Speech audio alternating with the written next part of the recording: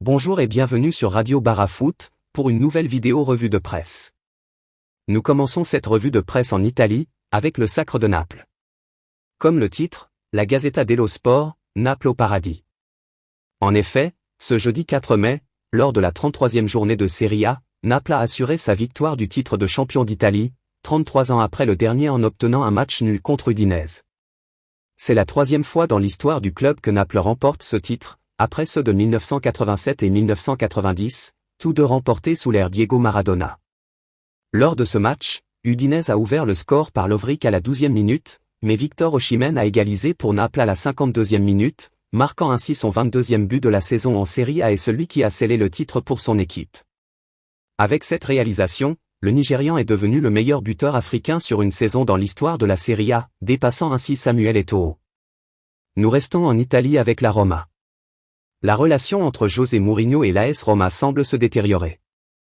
Après une série de mauvais résultats, l'entraîneur portugais a publiquement critiqué son club hier soir, reprochant à ses dirigeants de ne pas se faire respecter par le corps arbitral et de ne pas lui fournir le matériel adéquat pour mener à bien les campagnes domestiques et continentales. Ces propos ont interpellé plusieurs médias italiens, qui évoquent des relations de plus en plus tendues entre Mourinho et sa direction. Certains se demandent même s'il est en train de forcer son départ. En effet, le PSG serait intéressé par ses services et des discussions seraient en cours entre les deux parties. Mourinho est actuellement sous contrat avec l'AS Roma jusqu'en 2024. Nous continuons en Espagne. Ce vendredi 5 mai, la presse catalane se concentre sur le Barça qui vise du lourd en plus de Messi. Comme le titre Sport, 6 signatures.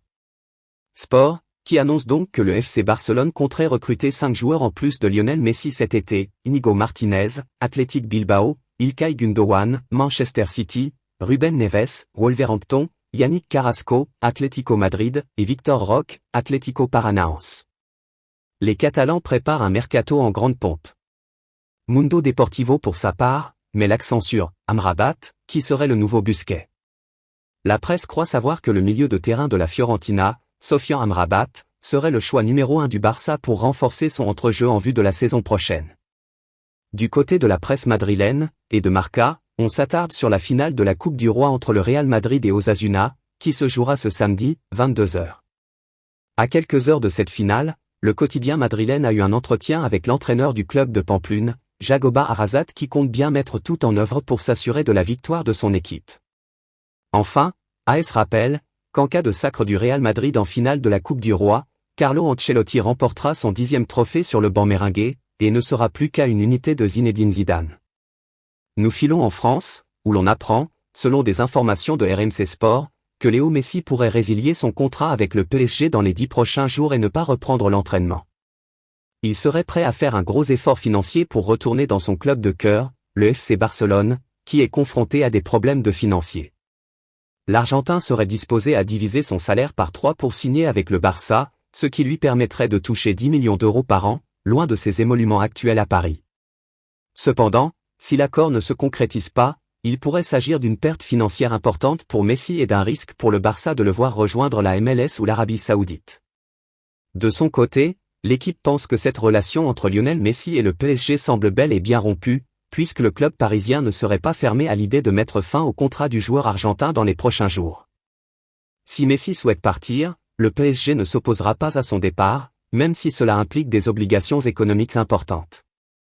Les deux parties semblent ainsi se diriger vers une séparation, qui mettra fin à une aventure qui n'aura pas été couronnée de succès. Nous terminons en Allemagne avec le Bayern. Le Bayern Munich a renoncé à l'option de transfert de Victor Osimhen, ce qui a également entraîné l'échec de l'échange entre le Nigérian et le Sénégalais Sadio Mané. Le club bavarois a justifié sa décision par le coût d'un transfert record, tandis que Naples demandait 150 millions d'euros pour son attaquant. Le Bayern Munich se tourne désormais vers Randal Kolo Muani, pour renforcer son attaque.